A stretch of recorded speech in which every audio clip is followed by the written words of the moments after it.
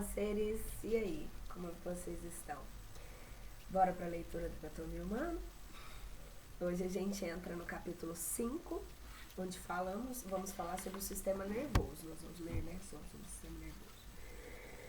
O sistema nervoso pode ser dividido em sistema nervoso central, que consiste do encéfalo e da medula espinhal, e sistema nervoso periférico, que compreende os nervos crânicos, espinhais e periféricos com suas terminações motoras e sensitivas. O termo nervo é derivado do latim nervus, o que significa nervo, e que por sua vez provém do grego neuron, significando estruturas que unem, e que incluíam antigamente tendões e aponeuroses ao lado dos nervos. Sistema nervoso central.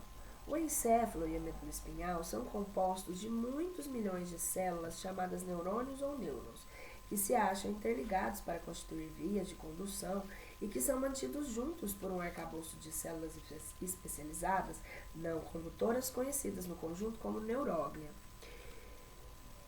Encéfalo. O encéfalo é uma grande massa de tecido nervoso que distingue pelos giros ou circunvoluções da maior parte da sua superfície.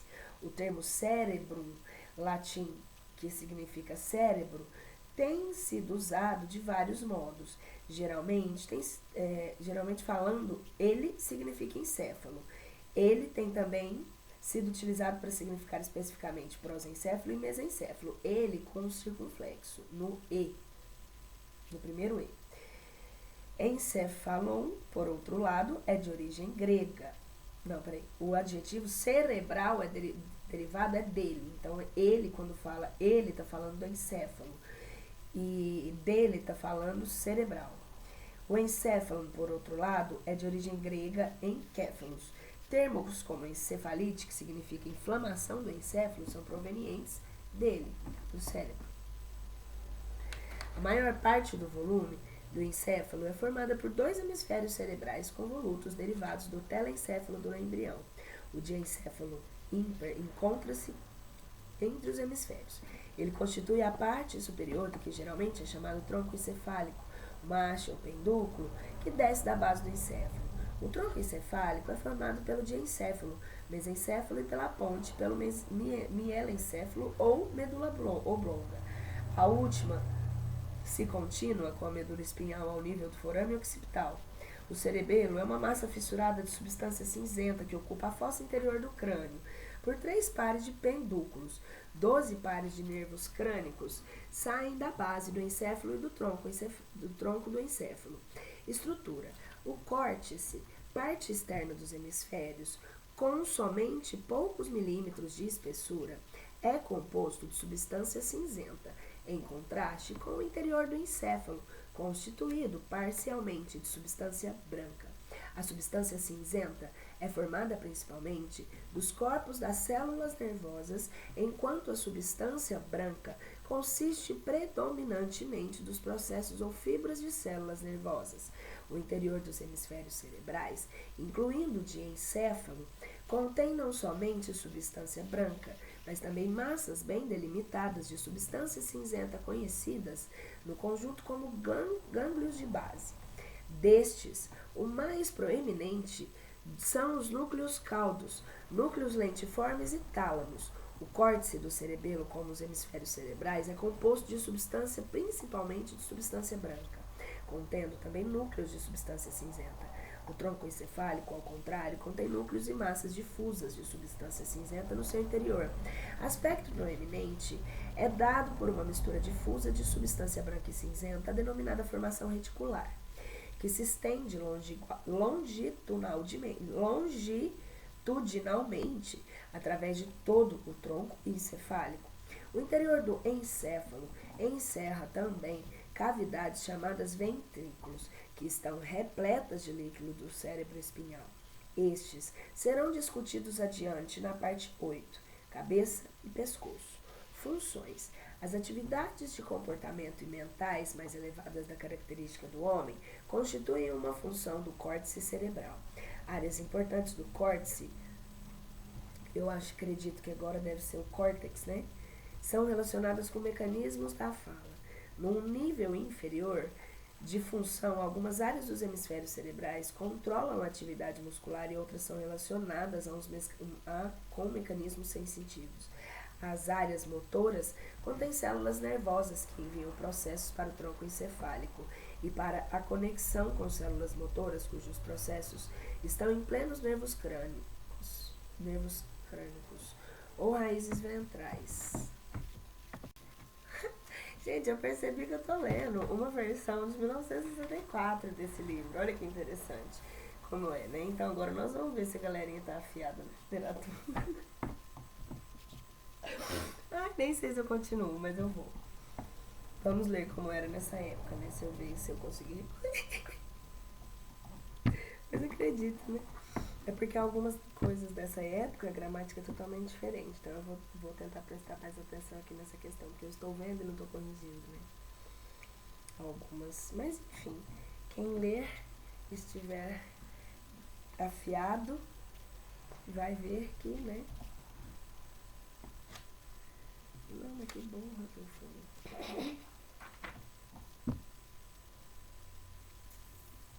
Continuamos aqui. As áreas sensitivas recebem impulsos que alcançaram a medula espinhal por meio de nervos periféricos e raízes dorsais e que subiram pela medula espinhal e pelo tronco encefálico graças à sucessão de fibras nervosas. As fibras que sobem e descem no encéfalo e na medula espinhal são geralmente agrupadas em tratos. Os tractos recebem denominação em geral de acordo com a sua origem e destino, algumas vezes pela sua posição. Assim, o tracto corticoespinhal é um conjunto de fibras que se originam no córtex cerebral. Não tá tão desatualizado assim não, eu que tô.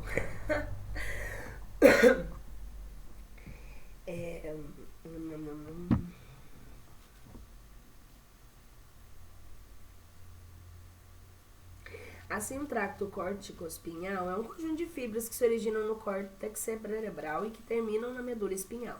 Um tracto espinolâmico começa na medula espinhal e termina no tálamo.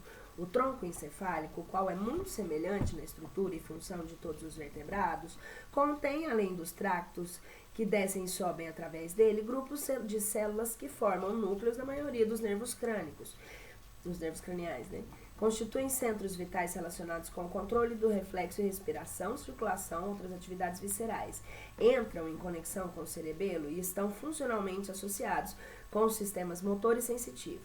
Um aspecto particular é a associação com vias de alguns sentidos especiais, como audição, equilíbrio e gosto. O cerebelo é um órgão importante relacionado com a regulação automática de movimento e postura. Ele funciona em íntima conexão com o córtex cerebral e o tronco encefálico.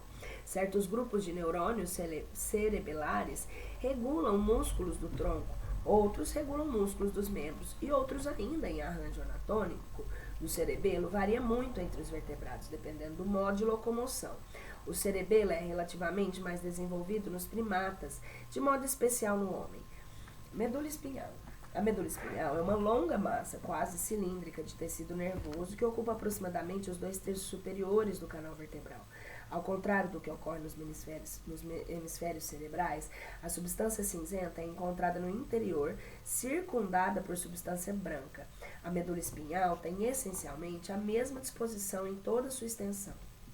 Ligados a cada lado da medula espinhal há uma série de pares de nervos, as raízes espinhais, denominadas ventral e dorsal, de acordo com a sua posição. Geralmente há 31 pares, os quais compreendem 8 cervicais, 12 torácicos, 5 lombares, 5 sacrais e 5 coxígeo, e um coxígeo. Coxígico.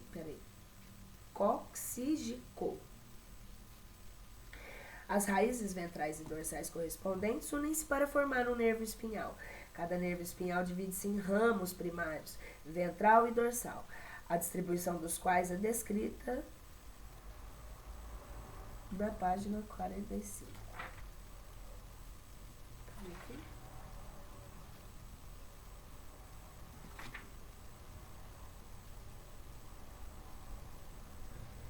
Como eu disse pra vocês, eu acho que é bom a gente sempre estar com o Atlas quando estiver ouvindo, porque aí dá pra gente consultar. Ou pega em mim, enfim.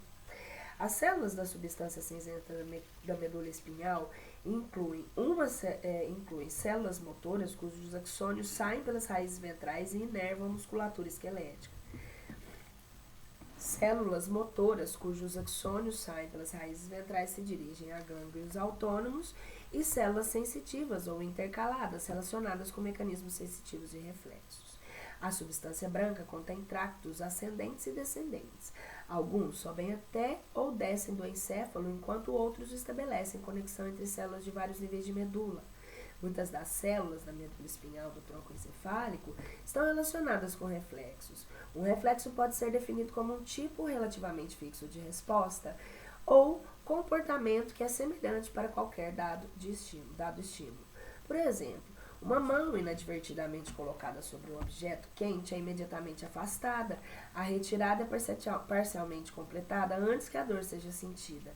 A via reflexa consiste em fibras sensitivas, pelas quais os impulsos desencadeados pelo estímulo atingem a medula espinhal. As fibras sensitivas estão ligadas às células motoras e os impulsos alcançam os músculos por meio dos neurônios das células motoras. As mesmas células motoras podem também ser ativadas por impulsos que descem dos centros mais altos, os quais estão relacionados com o movimento voluntário. Assim, as fibras motoras, quando saem do tronco encefálico da medula espinhal, constituem o que se denomina a via final comum, uma via que serve para a expressão interior do comportamento. Meninges, expressão exterior do comportamento. Meninges. O encéfalo e a medula espinhal são desenvolvidos e protegidos por camadas de tecido não nervoso, chamados em conjunto de meninges. Essas camadas de fora para dentro são a dura mater, a aracnoide e a pia mater. A dura mater é uma membrana fibrosa, rígida, forrada na sua face interna por células mesoteliais achatadas. A parte cranial da dura mater está colocada imediatamente em contato com a superfície interna dos ossos e contém seios ou canais venosos que conduzem o sangue do encéfalo para veias do pescoço. A dura mater espinhal, contudo, está separada dos ossos por um intervalo, o cavo epidural, que contém gordura e muitas pequenas veias. A dura mater é também conhecida como a paquimeninge, do grego patis, espesso, e meninx, membrana. A aracnoide e a pia mater combinadas constituem as leptomeninges e os leptos fino. Leptomeningite é a inflamação da aracnoide e da pia mater.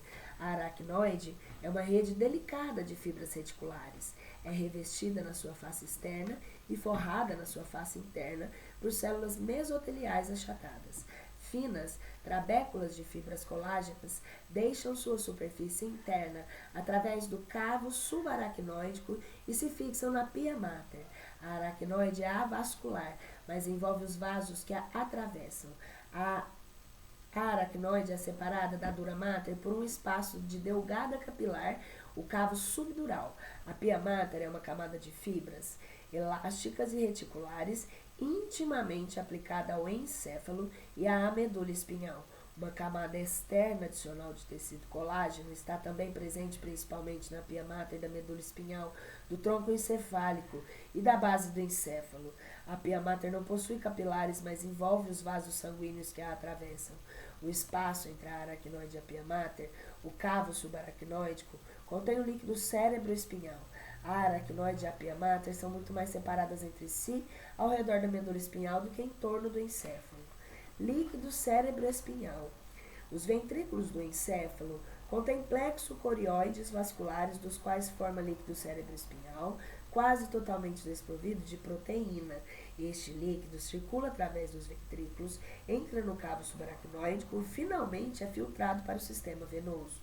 O líquido cérebro-espinal protege o encéfalo e serve para reduzir ao íntimo as lesões devidas a choques à cabeça e ao pescoço. Uma nota.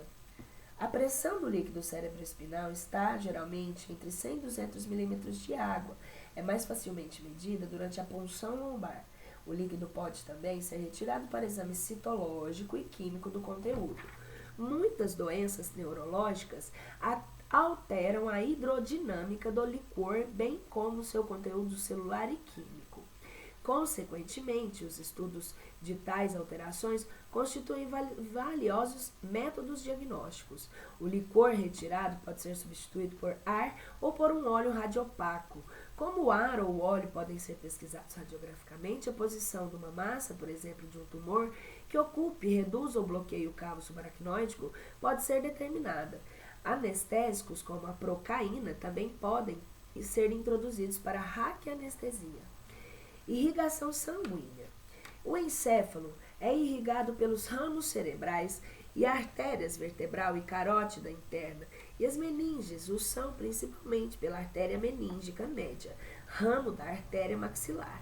A medula espinhal e as raízes espinhais são nutridas pelas artérias vertebrais e pelas artérias segmentares. Os nervos periféricos são irrigados por numerosos ramúsculos ao longo do seu decurso. Nota: as artérias que irrigam o encéfalo são muito menos musculares do que as outras do corpo humano e parecem ser relativamente não afetadas por impulsos vasomotores do sistema autônomo. Os vasos podem ser visualizados por angiografia, na qual uma substância radiopaca é injetada numa artéria carótida comum numa vertebral. Radiografias são, então, obtidas à medida que a substância de contraste circula nos vasos crânicos. Este é um método diagnóstico muito valioso, particularmente na pesquisa de anomalias dos tipos vasculares, interrupções ou bloqueios do fluxo sanguíneo e mudanças da posição de vasos sanguíneos. Sistema nervoso periférico. Um nervo é a coleção de fibras nervosas visível a olho nu. As fibras que constituem são unidas por tecido conectivo. Cada fibra possui tamanho microscópio e centenas ou milhares de fibras estão presentes em cada nervo. Assim, de acordo com o número de fibras que o formam, o nervo pode ser apenas visível ou pode ser muito espesso. O nervo, como um todo, é envolvido por uma bainha de tecido conectivo, o epinervo. Fibras de tecido conectivo partem da bainha e se dirigem para o interior a fim de envolver feixes de fibras nervosas. Tais feixes são denominados funículos ou fascículos, e o tecido conectivo que os reveste é chamado perinervo. Nervos muito pequenos podem consistir de somente um funículo derivado do nervo tronco. Finalmente, cada fibra nervosa é circuncidada por uma bainha do tecido conectivo endonervo. O tecido conectivo do nervo confere-lhe grande resistência e contém vasos sanguíneos que o irrigam. As raízes espinhais não possuem bainhas bem definidas e são muito mais frágeis. Componentes funcionais dos nervos. As fibras nervosas podem ser classificadas de acordo com as estruturas que inervam, isto é, conforme a função. Uma fibra que estimula ou ativa a musculatura esquelética é chamada fibra motora eferente. Uma fibra que produz impulsos a partir de uma determinação sensitiva é denominada fibra sensitiva aferente. Porém, fibras que ativam as glândulas e a musculatura lisa são também fibras motoras, e várias espécies de fibras sensitivas nascem de terminações em vísceras. Consequentemente, às vezes, é usada uma classificação mais minudente dos componentes funcionais. Reconhecem-se as 7 componentes funcionais. Reconhecem-se 7 componentes funcionais. 1. Fibras eferentes somáticas, que são motoras para os músculos esqueléticos. 2. Fibras eferentes viscerais especiais, que são motoras para a musculatura esquelética originada do arco faríngico, por exemplo, os músculos da faringe. 3. Fibras eferentes viscerais gerais, que são fibras nervosas autônomas, que são motoras para a musculatura cardíaca, a musculatura lisa e para muitas glândulas. 4. Fibras aferentes somáticas gerais, que conduzem impulsos das terminações nervosas relacionadas com os sentidos gerais, como o tato. 5. Fibras aferentes somáticas especiais, que veiculam impulsos receptores para os sentidos especiais, como a visão. 6. Fibras aferentes viscerais gerais, que conduzem impulsos dos receptores das vísceras. Algumas dessas fibras são apenas relacionadas com reflexos e não com sensibilidade. Em sentido restrito, elas não deveriam ser qualificadas como sensitivas. 7. Fibras aferentes viscerais especiais conduzem impulsos de receptores em tecidos originados no arco faríngico e estão geralmente relacionados com várias sensações desses tecidos. A classificação apresentada tem certos defeitos, é complexa e arbitrária, não tem utilidade real a não ser nos campos especializados de pesquisa ou conexão com estruturados neuroanatômicos, com estudos neuroanatômicos ou neurofisiológicos pormenorizados. Neste tratado, os termos motor, sensitivo e autônomo são utilizados com esclarecimento ou explicação como necessários. Nervos crânicos. Os 12 pares de nervos crânicos são nervos especiais associados ao encéfalo. As fibras dos nervos crânicos são de diversos tipos funcionais. Alguns nervos crânicos são compostos de um só tipo, outros de diversos. Os principais tipos de fibras e suas funções acham-se resumidos no quadro 3. Os nervos crânicos diferem dos nervos espinhais por não serem formados de raízes ventral e dorsal. Consequentemente, há uma acentuada variação entre eles nos componentes motores e sensitivos. Alguns nervos crânicos possuem um gânglio, outros têm mais de um e outros ainda não têm nenhum. Os nervos ópticos não são verdadeiros nervos periféricos e sim comparáveis a tractos de fibras dos nervos ópticos, são axônios de células. Vou voltar. Os nervos ópticos não são verdadeiros nervos periféricos, e sim comparáveis a tractos de fibras do sistema nervoso central. As fibras dos nervos ópticos são axônios de células ganglionares da retina, a qual, do ponto de vista do desenvolvimento, é uma parte do sistema nervoso central. As fibras do nervo óptico não possuem neurilema. Por outro lado, os nervos contêm células gliais. Os nervos não regeneram depois de seccionados. Outros aspectos dos nervos crânicos serão discutidos ao tratar de cada um deles. Uma nota. Nervos crânicos dos cordados são designados como os dos nervos crânicos humanos, mas nem todos os 12 pares estão presentes em todos os cordados. Por exemplo, no anfioxo, cordado primitivo, há somente 2 pares de nervos crânicos. O 12º par, que é o hipoglosso, está ausente nos peixes. Em vertebrados inferiores, o 11º par acessório não é isolado, mas faz parte do 10º, que é o vago. O primeiro par na maioria dos vertebrados dos inferiores é o nervo terminal, que falta ou é insignificante no homem. Nervos espinhais. Os componentes das fibras das raízes espinhais são os seguintes. Todas as raízes ventrais contêm fibras motoras que inervam músculos esqueléticos. As raízes ventrais nos níveis torácico, lombar, superior e certos sacrais possuem também fibras autônomas, pré-ganglionares. As raízes dorsais apresentam fibras sensitivas provenientes da cutis, dos tecidos subcutâneos e profundos e muitas vezes também das vísceras. Os nervos espinhais são formados de raízes ventral e dorsal e, em geral, contêm todos os componentes das fibras encontradas nas raízes espinhais. Os nervos periféricos maiores, do mesmo modo, possuem todos os componentes radiculares, motor, sensitivo, autônomo. Os últimos são pós-ganglionares. Pequenos ramos variam na sua composição.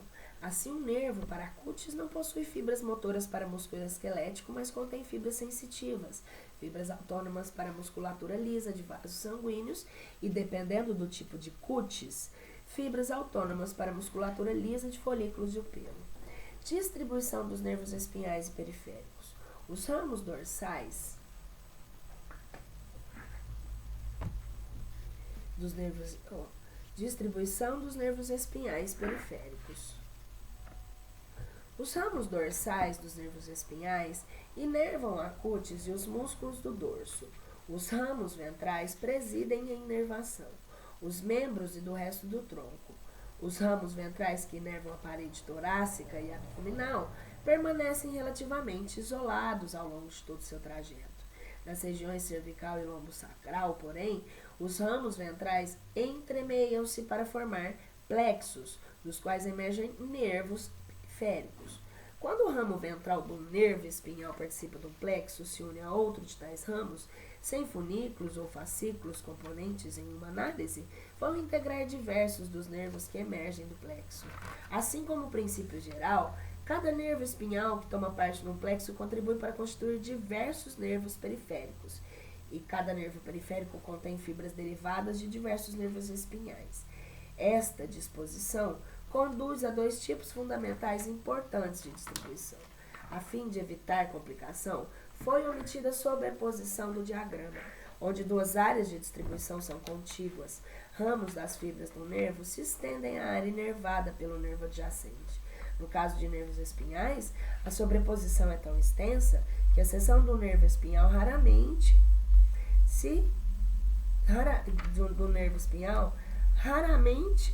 se tal resulta numa completa perda de sensibilidade. Pode resultar sensibilidade diminuída, hipoestesia. Sensibilidade residual é devido à presença das fibras de nervos vizinhos. Nervos periféricos também sobrepõem-se em menor extensão.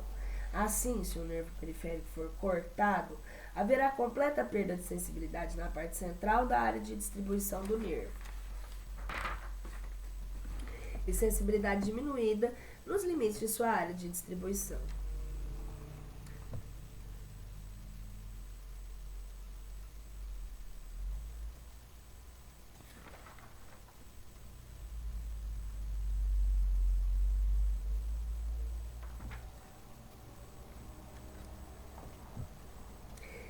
Vou ler esse quadro porque ele fala sobre os nervos crânicos e os principais componentes. Então vamos lá. O nervo olfatório. A classificação é sensitivo espacial e as funções principais são olfação. O nervo óptico é sensitivo especial relacionado à visão. O oculomotor, ele é motor e autônomo. Movimento do olho é constrição pupilar. Troclear, ele é motor e os movimentos do olho. Trigêmeo sensitivo geral é a sensibilidade da cabeça e da face. É sensitivo geral e motor, porque ele tem também os movimentos da mandíbula e o movimento do olho. O abducente, ele é motor. Eu vou ler de novo. Trigêmeo, porque ele é sensitivo geral e motor, porque ele tem a ver com a sensibilidade da cabeça e da face e os movimentos da mandíbula. O abducente é motor e é relacionado às funções principais dos movimentos do olho. O facial sensitivo, ele é sensitivo especial, porque tem a ver com o gosto. Também motor, por causa dos movimentos faciais, e autônomo, por causa da secreção de lágrimas e saliva. O vestíbulo clear, parte coclear e parte vestibular, é sensitivo especial, está relacionado à audição e equilíbrio, principalmente. O glossofaríngico é sensitivo especial e geral, porque ele tem função principal no gosto e na sensibilidade da faringe. E também motor, por causa do movimento da faringe. Também autônomo, por causa da secreção de saliva. E sensitivo visceral, por causa dos reflexos viscerais. O vago, ele é sensitivo especial e sensitivo geral, porque tem a ver com a sensibilidade da faringe, né, principalmente as principais funções, laringe e árvore traqueobronquial. Ele é motor porque por causa dos movimentos da faringe e laringe, e autônomo por causa dos movimentos e secreções de vísceras torácicas e abdominais, os suores, né? Acessório, ele é motor, porque ele trabalha principalmente, as funções principais são os movimentos de faringe, laringe, cabeça e do ombro. O hipoglosso, ele é motor, porque ele trabalha os movimentos da língua. A distribuição dos nervos espinhais é de tipo segmentar ou dermatomérica. O último termo é usado no que concerne a distribuição a cutis. A distribuição segmentar é muito menos evidente no caso dos músculos. Fibras motoras do nervo espinhal geralmente alcançam mais de um músculo. Além disso, cada músculo usualmente recebe fibras de mais de um nervo espinhal. Daí, a secção do nervo espinhal é seguida de fraqueza nos diversos músculos que ele inerva, enquanto que a secção do nervo periférico é seguida de paralisia dos músculos aos quais se distribui. A tal mistura de fibras nervosas nos plexos que é difícil, se não impossível, acompanhar o seu decurso pela dissecação, e a distribuição dermatomérica foi pesquisada pela experimentação fisiológica e por estudos dos distúrbios dos nervos espinhais. Os métodos que têm sido utilizados incluem a estimulação de raízes espinhais, o estudo da sensibilidade residual quando uma raiz é deixada intacta após a secção das raízes acima e abaixo dela, o estudo da perda da sensibilidade após a secção de uma só raiz e o estudo da distribuição das vesículas que se seguem à inflamação de raízes e gânglios espinhais no herpes zoster. Os mapas usados neste tratado, em sua maioria, são fundamentados em estudos de sensibilidade diminuída em pacientes cujas raízes haviam sido comprimidas por hérnia do núcleo pulposo, do disco invertebral e em indivíduos cujas raízes haviam recebido injeção de anestésico. Aspectos característicos dos nervos periféricos.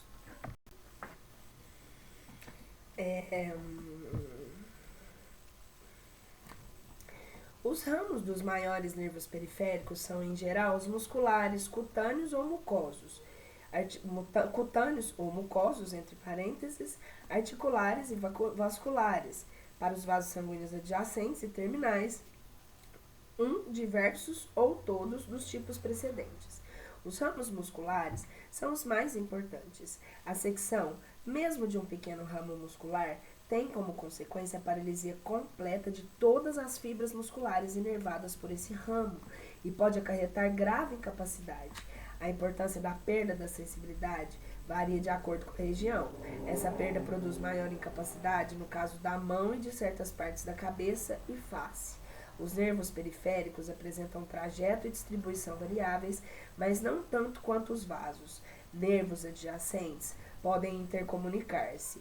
Tais comunicações, às vezes, são responsáveis.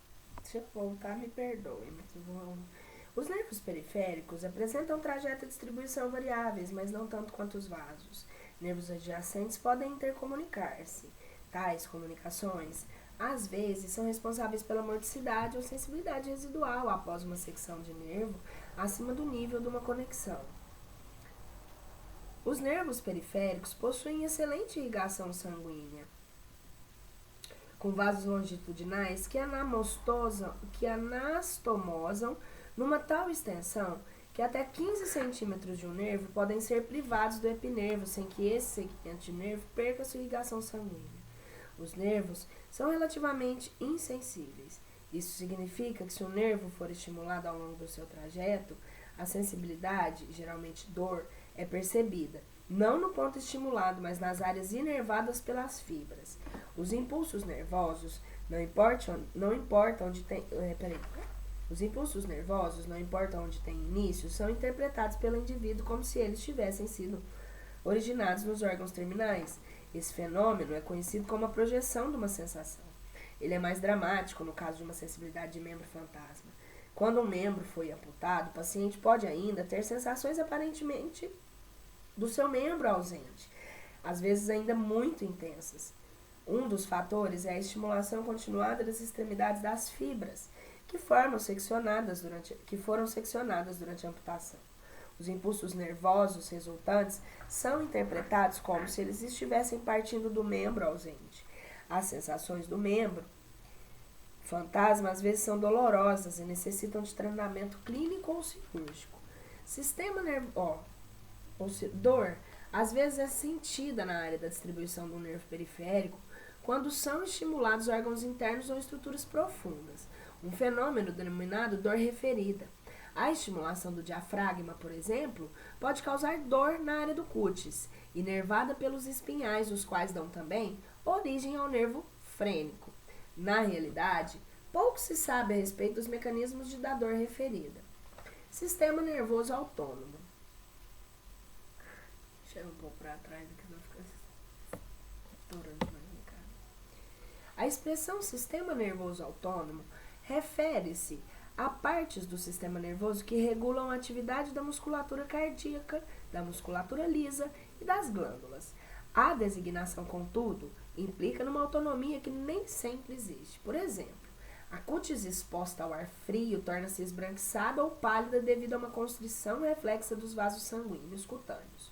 O ar frio, os receptores da temperatura da cútis e o reflexo medular por meio de fibras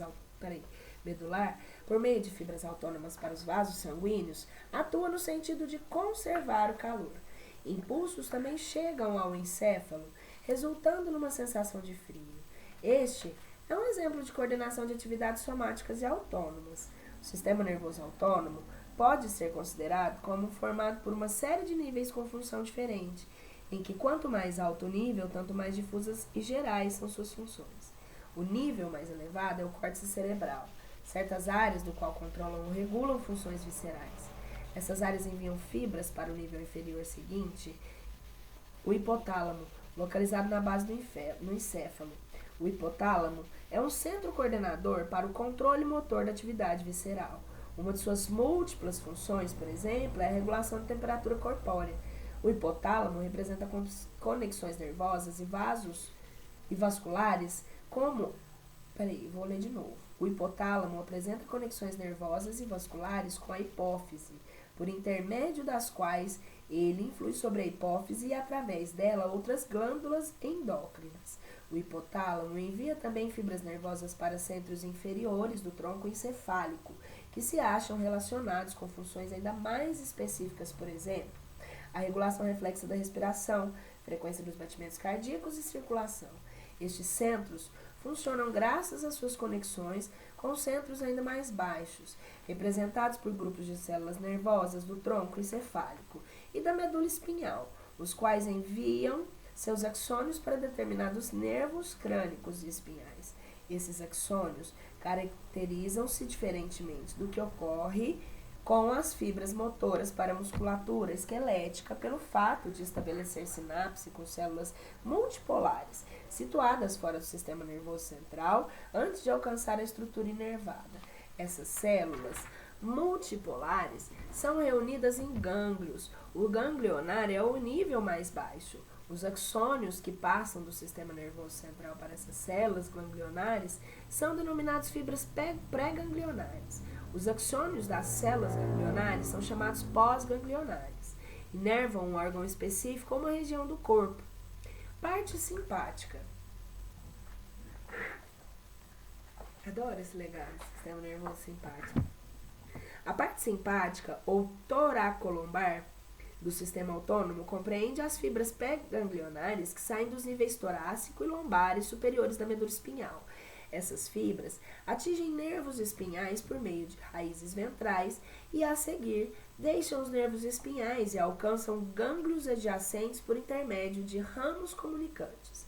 Esses gânglios estão contidos em longos cordões nervosos, os troncos simpáticos, um de cada lado da coluna vertebral, que se estendem da base do crânio ao cóccix. Algumas fibras pré-ganglionares fazem sinapses em gânglios de tronco. Outros continuam para dirigir-se a gânglios dos plexos vertebrais. E outros ainda entram em sinapse com células da medula das glândulas suprarrenais.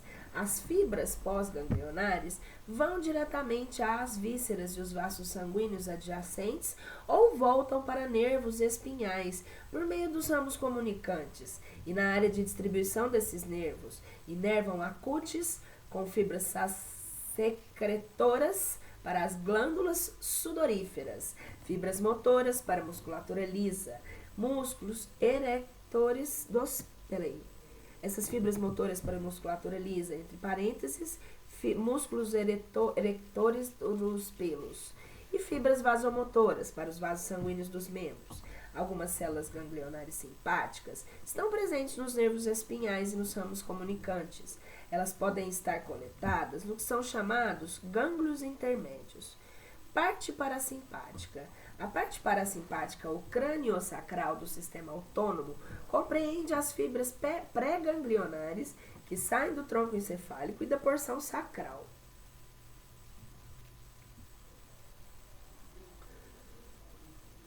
da medula. As células ganglionares, com as quais essas fibras estabelecem sinapses, estão dentro ou nas proximidades dos órgãos inervados.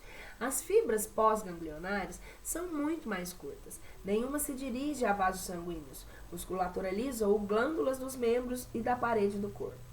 A maioria das vísceras, contudo, possui dupla inervação motora, simpática e parasimpática, às vezes com funções opostas.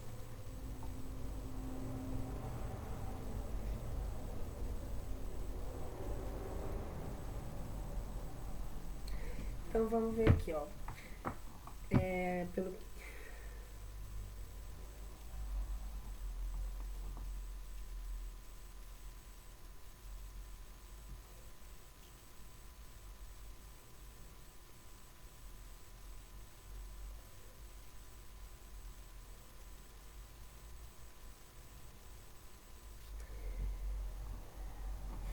então o olho. No parasimpático, refere a constrição pupilar à luz durante a acomodação, estimula o músculo ciliar e o músculo esfíncter da pupila. No sistema simpático, é relacionado à dilatação pupilar, estimula o músculo dilatador da pupila e possivelmente fibras radiais do músculo ciliar. As glândulas lacrimais nasais, palatinas e salivares, no sistema parasimpático, ele é relacionado a secreções serosa e mucosa, estimula células secretoras e não tem efeito importante no sistema simpático. O órgão do coração inibe a atividade no parasimpático, está relacionado à inibição da atividade cardíaca intrínseca e diminui a frequência cardíaca. No sistema simpático, estimula a atividade cardíaca intrínseca e aumenta a frequência cardíaca. Árvore traqueobronquial, secreções serosa e mucosa, estreitando de bronquíolos e estimula as células secretoras e musculatura lisa no sistema parasimpático. No sistema simpático, ele inibe a musculatura lisa. Canal alimentar no parasimpático, ele está relacionado a secreções digestiva, peristaltismo, evacuação, estimula as células secretoras e musculatura lisa. E no sistema simpático, está relacionado à inibição do peristaltismo. Fígado e pâncreas. No sistema parasimpático, ele está relacionado ao estímulo das células pancreáticas, o fígado, e não tem efeito importante no simpático. Medula das glândulas suprarrenais não tem efeito parasimpático e no simpático é relacionado ao efeito de secreção da epinefrina, que estimula as células secretoras. A bexiga urinária, no parasimpático, tem efeito de esvaziamento da bexiga, estimula a musculatura lisa, detrusora. No simpático é sem efeito sobre esvaziamento, pode aliviar o músculo esfíncter interno durante a ejaculação. Órgãos genitais. O efeito parasimpático é incerto e variável, porque pode estimular a musculatura lisa e glândulas com a vasodilatação. Simpático, ela é incerta e variável, porque ela pode estimular a vasoconstrição. Os vasos sanguíneos, sem efeito importante sobre a maioria dos vasos sanguíneos no efeito parasimpático. E no efeito simpático, está relacionado a vasoconstrição e efeito de vasodilatação. As glândulas sudoríferas não têm efeito parasimpático e no efeito simpático está relacionado à sudorese, estimulação de células secretoras, principalmente pelas fibras colinérgicas. Músculos dos pelos erectores não tem efeito parasimpático e o efeito simpático é da ereção do pelo, estimulação da musculatura lisa, aquele arrepio.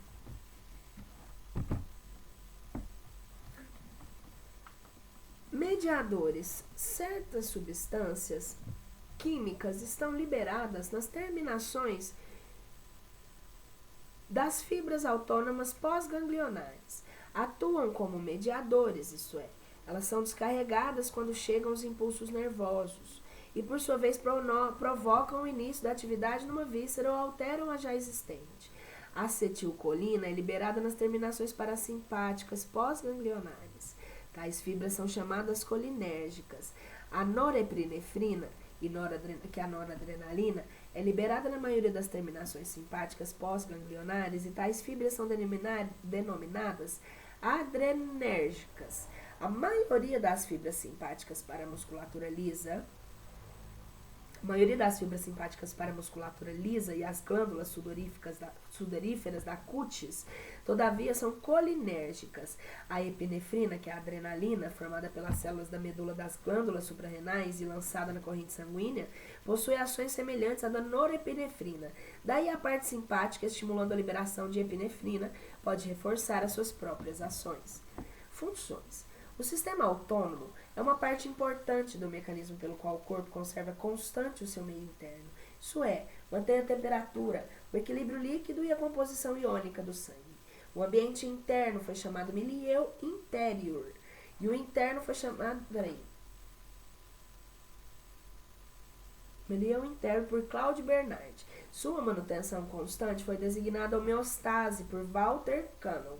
A parte parasimpática está relacionada com muitas funções específicas, como digestão, metabolismo intermediário e secreção. A parte simpática é um importante setor do mecanismo pelo qual se reage ao estresse ou tensão. Essa última parte tende a atuar como um todo, especialmente quando o estresse tem um início repentino. Por exemplo, uma situação de tensão que resulte em raiva ou medo pode também provocar o aumento da pressão sanguínea, da frequência de pulsação, do rendimento cardíaco, do açúcar sanguíneo, medidas essas destinadas à luta ou fuga. Estas agudas reações ao estresse são também respostas generalizadas, porque a parte simpática possui conexões difusas e porque a epinefrina é secundariamente lançada na corrente sanguínea. O estresse pode, do mesmo modo, ser seguido de modificações que se verificam mais lentamente nas atividades metabólicas e nos mecanismos de defesa, efetuadas pela ativação do sistema hipotalâmico hipofisário, conduzindo às alterações nas funções dos órgãos endócrinos. Histologia do sistema nervoso. Eu acho que a gente não termina, vocês terminam. Os neurônios caracterizam-se pelos processos que conduzem impulsos nervosos para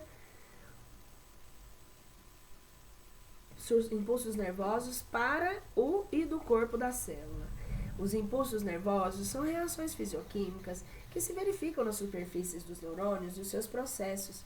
Reações semelhantes ocorrem em muitos tipos de células, mas elas são mais notáveis nos neurônios, cujos caracteres estruturais se destinam a facilitar a transmissão dos impulsos a grandes distâncias. Os corpos celulares dos neurônios possuem diâmetro que varia entre cerca de 5 micros até 50 a 100 micros. As maiores são quase visíveis ao olho desarmado. A cromatina celular é escassa, enquanto que o nucleolo é muito proeminente. Isso é uma nota agora, né? Nossa, não é nota. O nucleolo é composto principalmente de ácido ribonucleico, RNA, grandes quantidades do qual estão também presentes na substância cromidial do citoplasma. O ácido desoxirribonucleico, que é o DNA, está presente na cromatina sexual, que é maior em neurônios de indivíduo do sexo feminino. A substância cromidial no citoplasma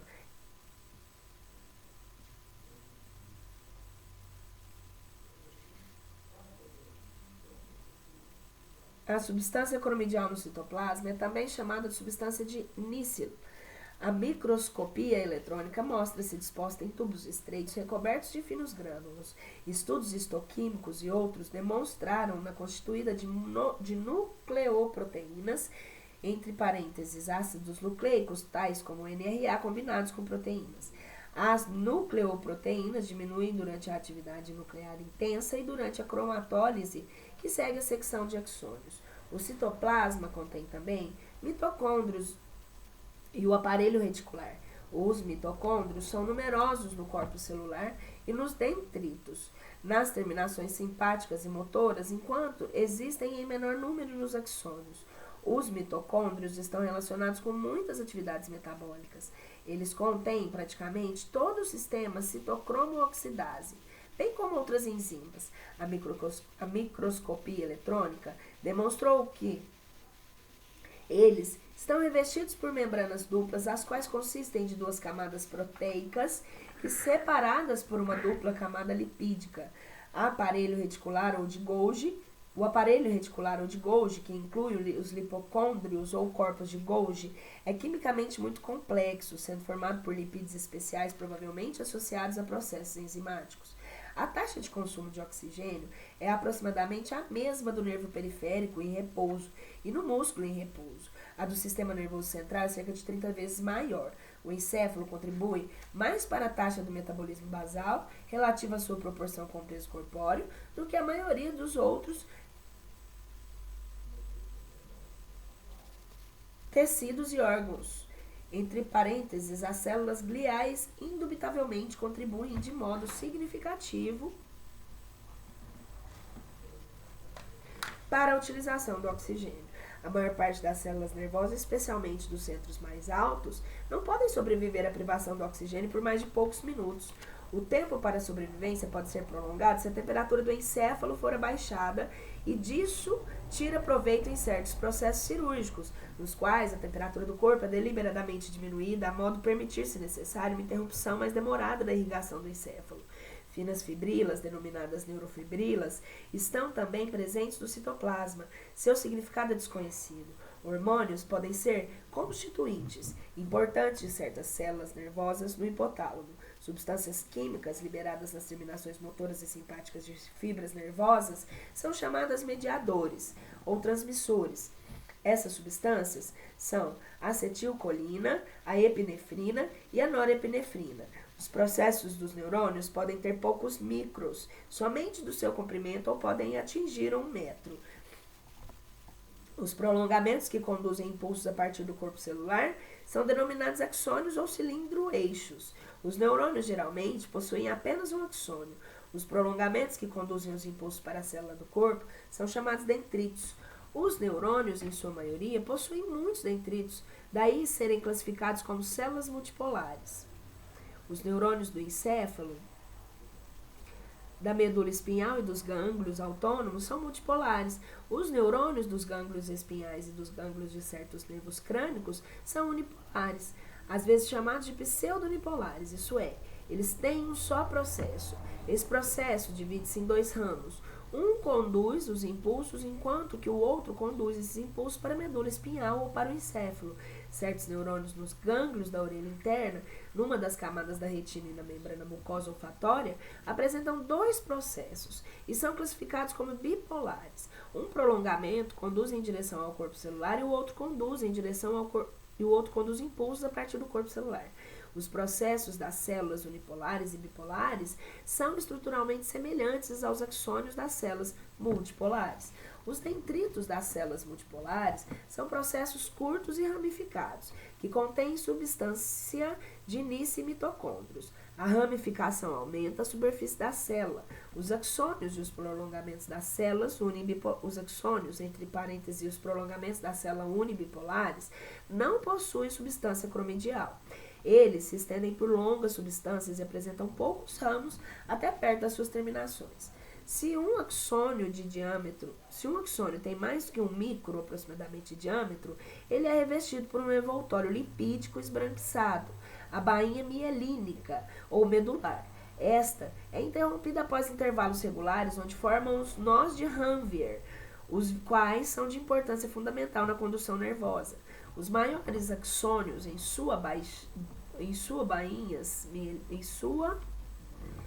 Os maiores axônios, com suas bainhas mielínicas, não possuem mais do que cerca de 20 micros de diâmetro.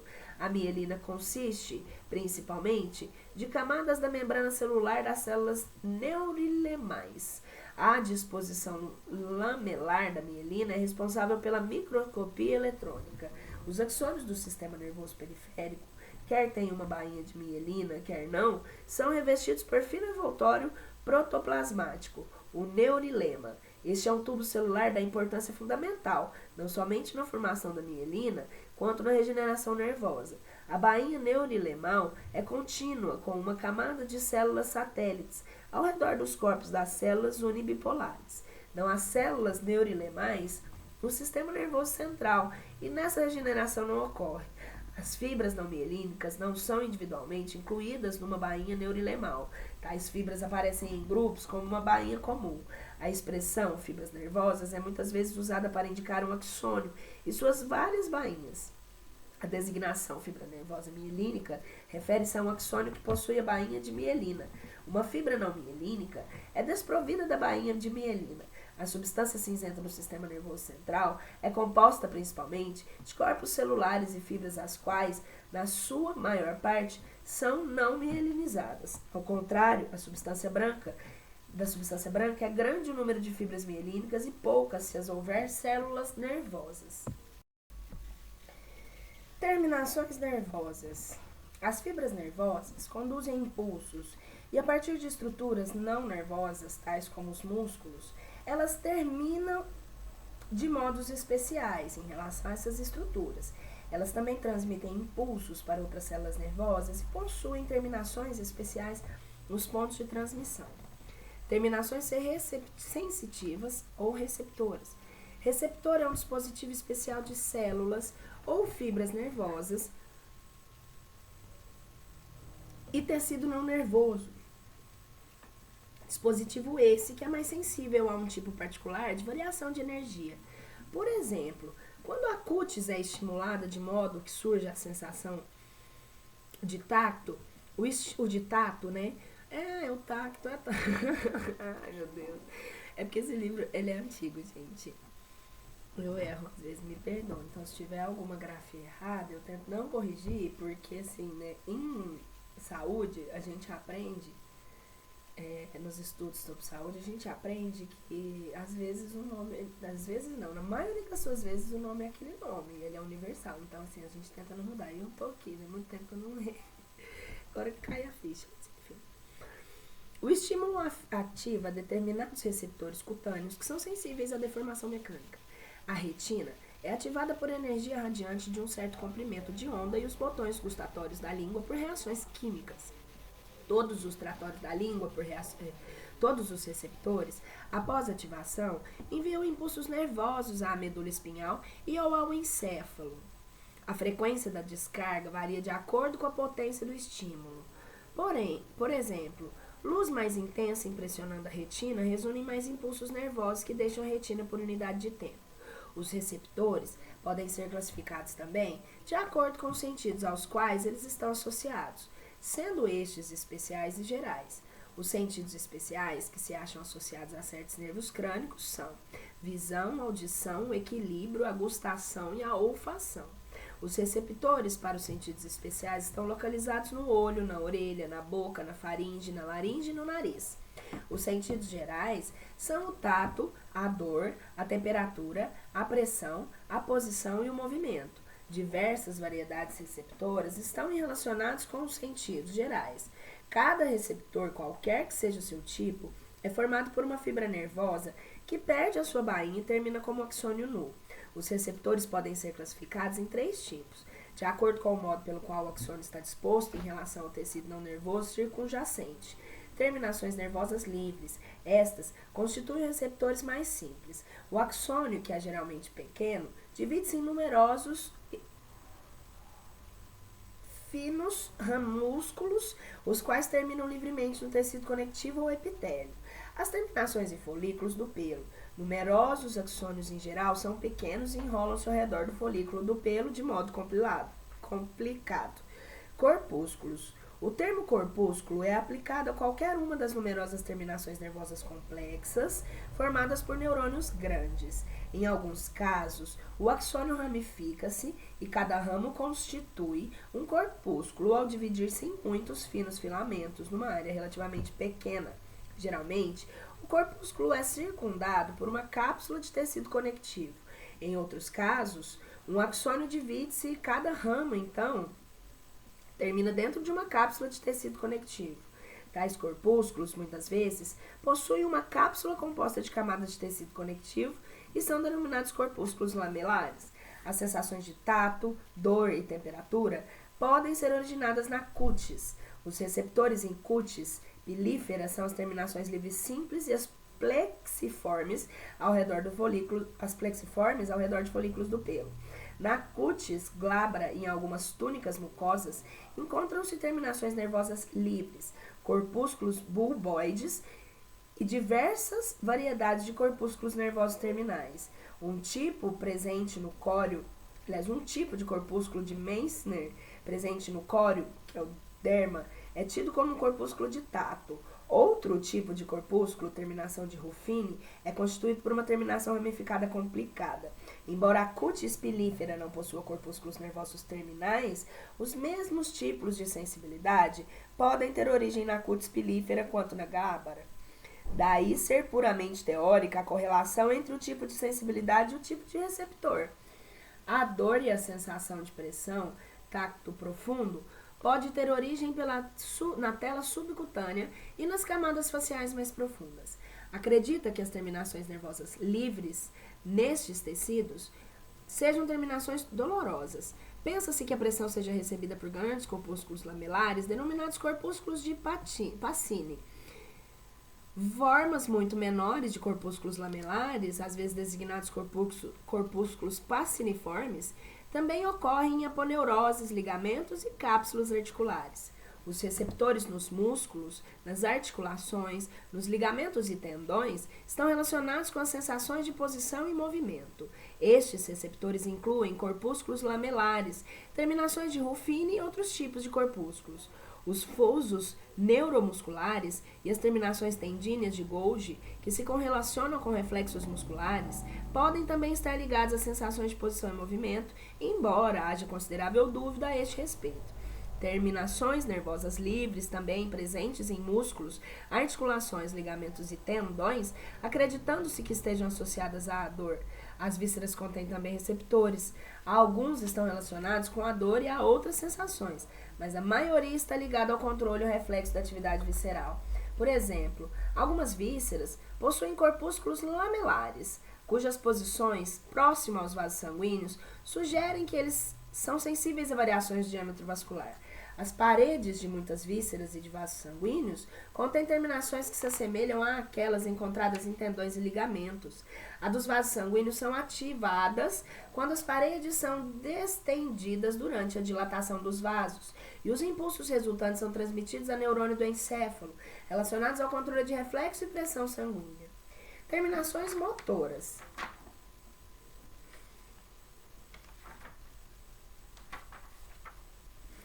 Os impulsos motores para o coração, as glândulas e a musculatura lisa são conduzidos por pequenas fibras nervosas do sistema autônomo.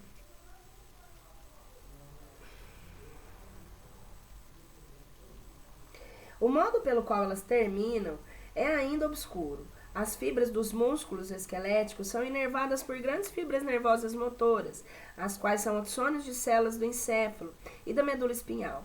Quando um de tais axônios penetra no músculo, centenas ou milhares geralmente penetram em cada músculo. Ele se ramifica em muitos ramos menores. Cada ramo se divide na superfície de uma fibra muscular, formando uma placa motora terminal, uma junção mioneural, considerada como um tipo de sinapse. A chegada de um impulso nervoso à terminação motora é seguida por uma contração na fibra muscular, junções neuronais ou sinapses. À medida que um axônio ou ramo de um axônio se aproxima de um neurônio, com o qual entrará em sinapse, diminui de diâmetro e divide-se repetidamente. Cada ramo termina entrando em contato com a superfície de um detrito ou de um corpo celular, em geral com uma pequena dilatação, que pode ter um aspecto anular. O ramo pode estabelecer diversos contatos antes de terminar. Esses contatos ou regiões de junção são chamados de sinapse, onde os mitocôndrios são numerosos. O axônio e a célula com a qual ele entra em sinapse não se fundem. Essa contiguidade sem continuidade foi demonstrada por microscopia eletrônica. Ela é a base da teoria do neurônio, segundo a qual os neurônios são unidades celulares. Alguns dos ramos terminais de um axônio podem entrar em sinapse com um neurônio e outros com o modo que um axônio pode estabelecer contato com centenas de neurônios. Inversamente, qualquer neurônio pode ter centenas ou milhares de contatos sinápticos na sua superfície, provenientes de muitos axônios. Os impulsos nervosos atravessam as junções sinápticas numa só direção, a saber, do axônio, num neurônio para dentro ou no corpo celular com o neurônio seguinte. Neuróglia. O sistema nervoso central contém vasos sanguíneos e pequena quantidade de tecido conectivo ao redor deles. Em todos os outros pontos Os elementos são nervosos e constituem células de sustentação, conhecidas no conjunto como neuróglia. Glia literalmente significa cola. O termo neuróglia pode ser usado para incluir as células neurilemais e satélites do sistema nervoso periférico. Estas são, então, classificadas como neuróglia periférica. As células gliais diferem em forma e tamanho. Quase todas possuem prolongamentos que se entrelaçam ao redor de células e fibras nervosas que se fixam frequentemente às paredes de vasos sanguíneos. Algumas células gliais apresentam muitos processos e, devido à sua forma, são conhecidos como astrócitos. Outras, com menos e mais curtos prolongamentos, são incluídas como oligodendroglia. Ambos os tipos desenvolvem-se a partir de células do tubo neural. Outro tipo de célula glial desenvolve-se a partir das células do tecido conectivo trazida com vasos sanguíneos.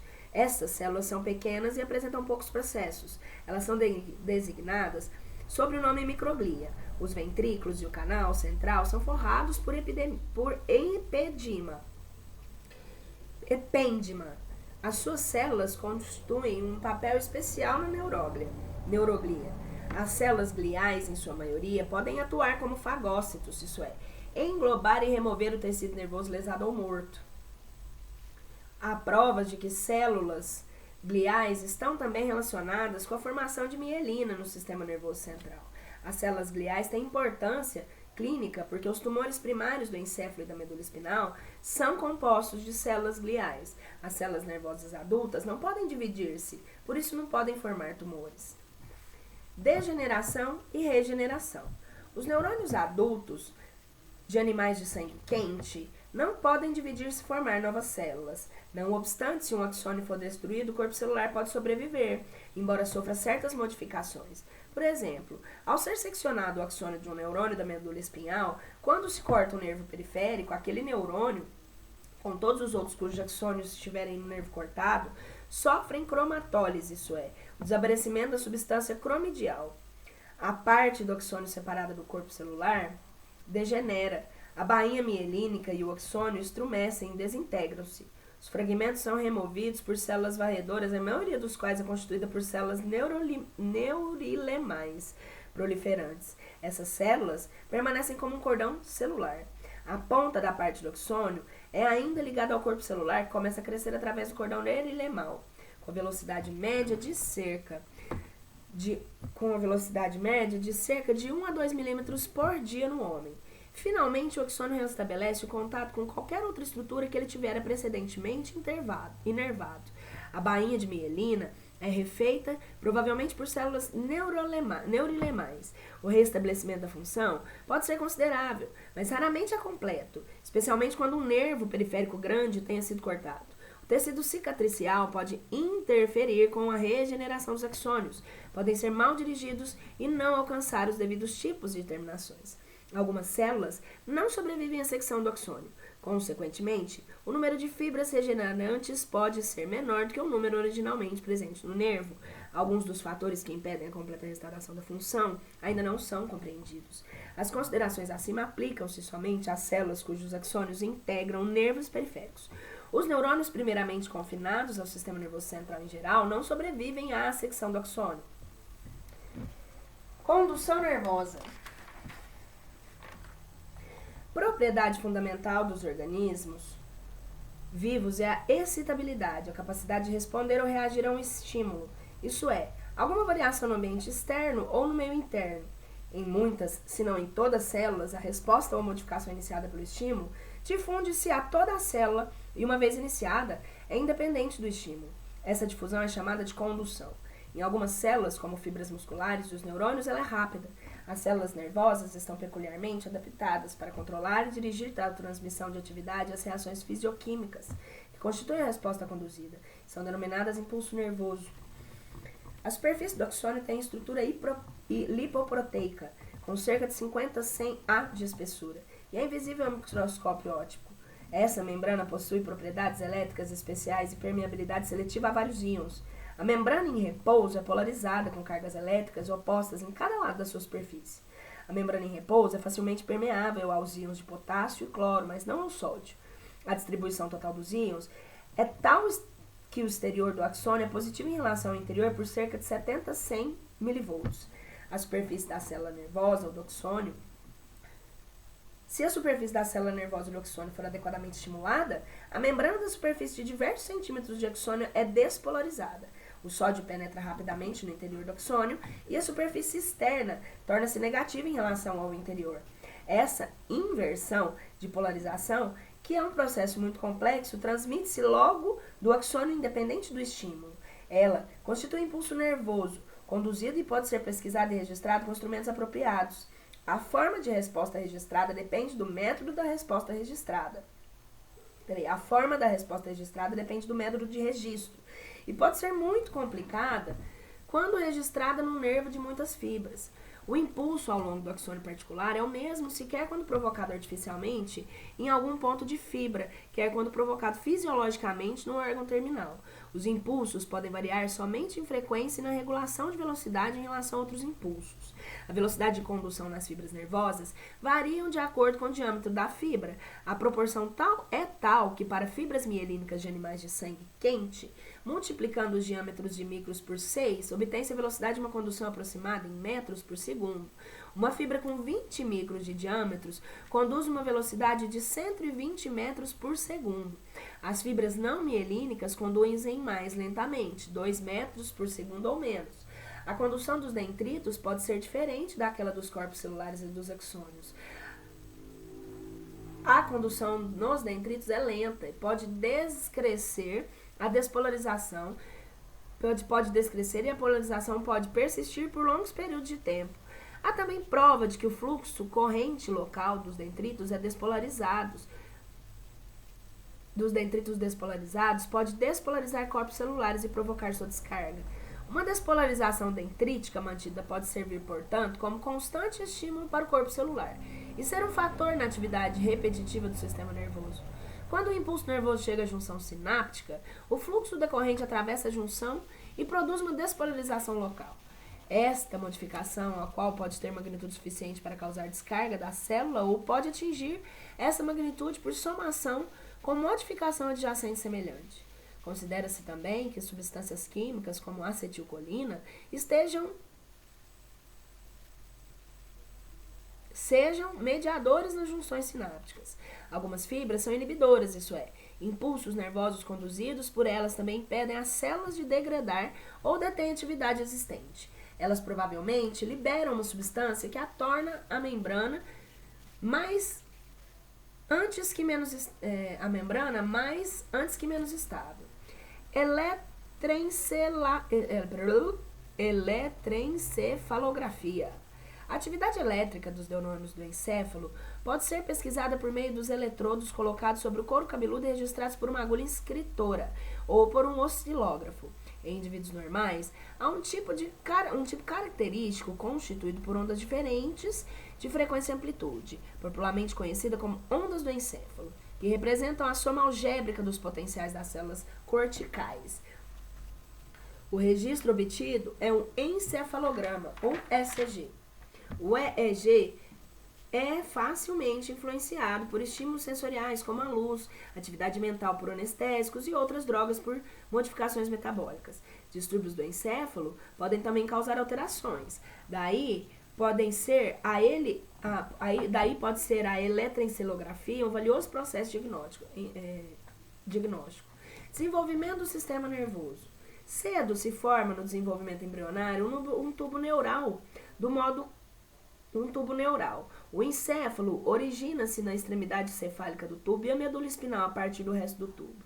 A respeito das complexas modificações durante o crescimento e a maturação, o sistema nervoso central conserva a cavidade do túbulo neural, exceto na medula espinhal, onde o canal central é muitas vezes parcialmente fechado por proliferação celular. Os ventrículos do encéfalo adulto desenvolvem-se a partir dessa cavidade. Células do tubo neural seguem duas linhas de desenvolvimento. Algumas, que são chamadas neuroblastos, dividem-se em células que desenvolvem dendritos e axônios, que se tornam neurônios. Outras, denominadas espongioblastos, dividem-se em células que se tornam células gliais. Os neurônios que se desenvolvem na lâmina basal do tubo neural tornam-se células motoras. Os neurônios que surgem na lâmina alar tornam-se associados à via sensitiva e reflexa. As células da crista neural seguem diversas linhas evolutivas. Algumas são neuroblastos e dão origem às células unipolares dos gânglios espinhais. Outras originam células neurilemais. Outras ainda, com os neuroblastos da lâmina basal, migram para as posições ao longo da coluna basal, ao longo da coluna vertebral e para as vísceras.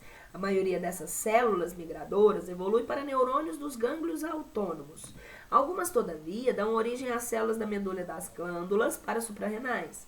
As células migradoras podem parar quase em qualquer lugar ao longo do trajeto de sua migração. Consequentemente, no adulto, os gânglios simpáticos ocorrem muitas vezes em localizações além daquela nos troncos simpáticos. A atividade mitótica dos neuroblastos cessa ao nascer ou pouco depois do nascimento. Os neurônios e seus processos, não obstante, continuam a crescer e a aumentar até após a adolescência, a mielinização, do mesmo modo que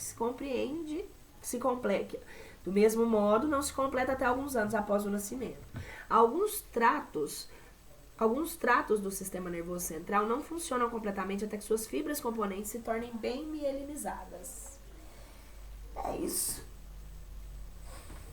Ficamos por aqui. Até o próximo capítulo. Um beijo.